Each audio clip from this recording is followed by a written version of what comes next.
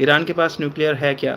Iran के पास nuclear material है, और यहाँ पे यही चीज़ है कि जैसे इज़राइल है, लास्ट रिज़ॉर्ट के तौर पे जब उसको कुछ भी नहीं दिखेगा, कुछ भी समझ नहीं आएगा, तो वो न्यूक्लियर अटैक कर सकता है। किसी की सुनेगा नहीं, क्योंकि जब वो खुद ही एक क्रम्बल होने के कगार पे आ जाएगा कि कुछ बचेगा ही नहीं, तो फिर ये चीज़ हो सकती है कि वो बस अंत में डेस्परेट होके न्यूक्लियर वॉर, मतलब न्यूक्लियर वेपन लॉन्च कर दे, न्यूक्लियर वॉरहेड ईरान के ऊपर लॉन्च कर दे।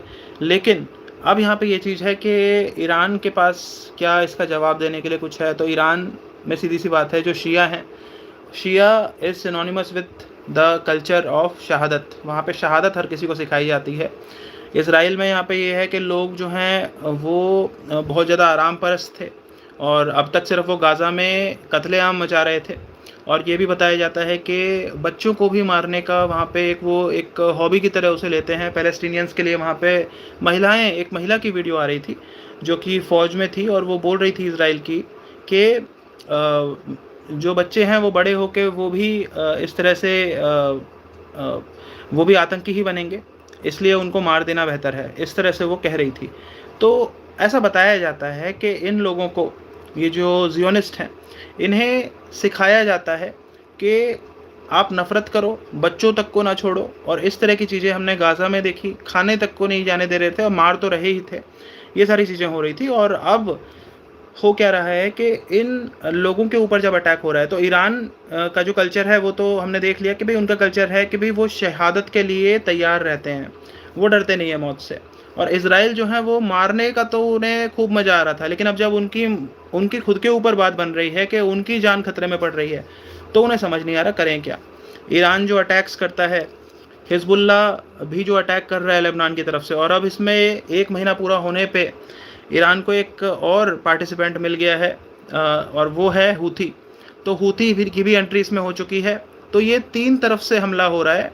इसे हम चौतरफा हमला भी कह सकते हैं, क्योंकि इराक में भी जो ईरान समर्थित मिलिशिया है उसने भी अटैक करना शुरू कर दिया है। तो ये सारा हो रहा है इज़राइल के साथ। और इज़राइल जो है उसमें आपको पता होगा कि इज़राइल के न्यूक्लियर साइट पे अभी आज ईरान के न्यूक्लियर साइट के ऊपर इज़राइल ने अटैक किया है। न्यूक्लियर बुशेयर में रशिया के साथ ईरान का जॉइंट वेंचर है, उस वाले न्यूक्लियर प्लांट के ऊपर अटैक किया है, उसके पास अटैक किया है। कोई उसमें मरा नहीं है, लेकिन उसके पास उसने एक आके गिरी है मिसाइल इज़राइल की। तो वो चीज़ ईरान में हुई है। लेकिन ईरान ने भी इज़राइल के जो न्यूक्लियर साइट है उसके पास अपनी बैलिस्टिक मिसाइल छोड़ी, और अरद और डिमोना जो है वो उनकी न्यूक्लियर सिटी है।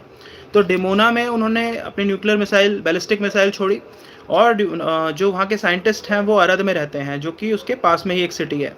तो वहाँ पे भी न्यूक्लियर अपनी बैलिस्टिक मिसाइल छोड़ी। तो इस तरह करके बताया जा रहा है कि ईरान ने एक तरह से ये इज़राइल को बताया है कि हमारी मिसाइल की जद में हो आप, और हम अटैक कर सकते हैं। ईरान ने एक तरह से अभी उसको डिस्ट्रॉय नहीं करा न्यूक्लियर साइट को, लेकिन ये बताया कि हम इसे कर सकते हैं। ये एक तरह से पोस्चरिंग है, एक तरह से ये संदेश देना है कि हम क्या कर सकते हैं।